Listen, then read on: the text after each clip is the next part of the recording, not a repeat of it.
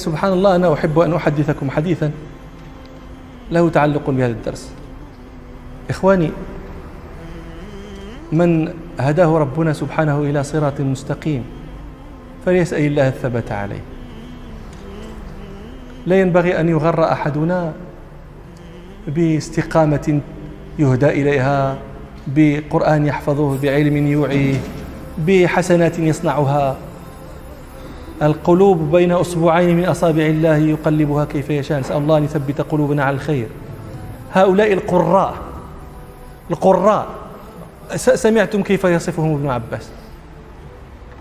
هو الذي رأى أبا بكر وعمر، ورأى العشرة المبشرين بالجنة، ورأى سائر أصحاب النبي صلى الله عليه وسلم، يقول: ما رأيت قوما قط أشد اجتهادا منهم. يعني كيف كان اجتهاد هؤلاء؟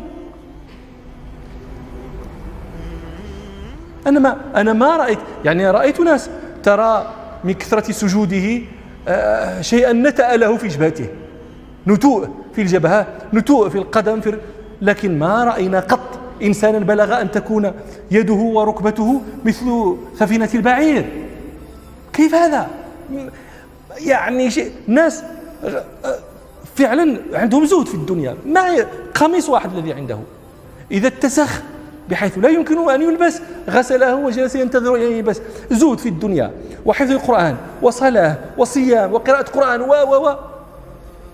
ومع ذلك يضلون حتى يصير أحدهم يرى نفسه يعلم الدين ويفهمه لابن عم رسول الله وصهره ومن نشأ في حجره. تصور هذه؟ يخاطب ابن عباس، يرى أن ابن عباس الذي دعا له النبي صلى الله عليه وسلم بالفهم في القرآن، يقول: هذا قوم خصمون، لا تجادلوهم ولا تناظرهم. هؤلاء يقول الله فيهم قوم خصمون، بل هم قوم خصمون. إبليس هذا لا ييأس من ابن آدم، هذا إبليس يتلاعب بالناس. عباد الله، لم يؤتى إنسان شيئا بعد الإسلام أعظم من الثبات عليه والاستقامة عليه حتى يلقى الله. نسأل الله تعالى أن يثبتنا على ما يحبه منا ويرضاه، ونعوذ بالله من مضلات الفتن. وإلى مجلس آخر إن شاء الله.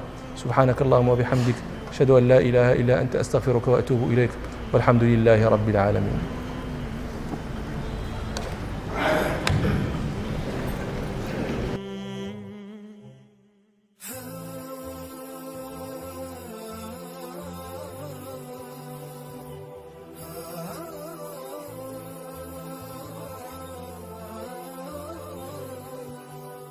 سبحان الله، أنا أحب أن أحدثكم حديثا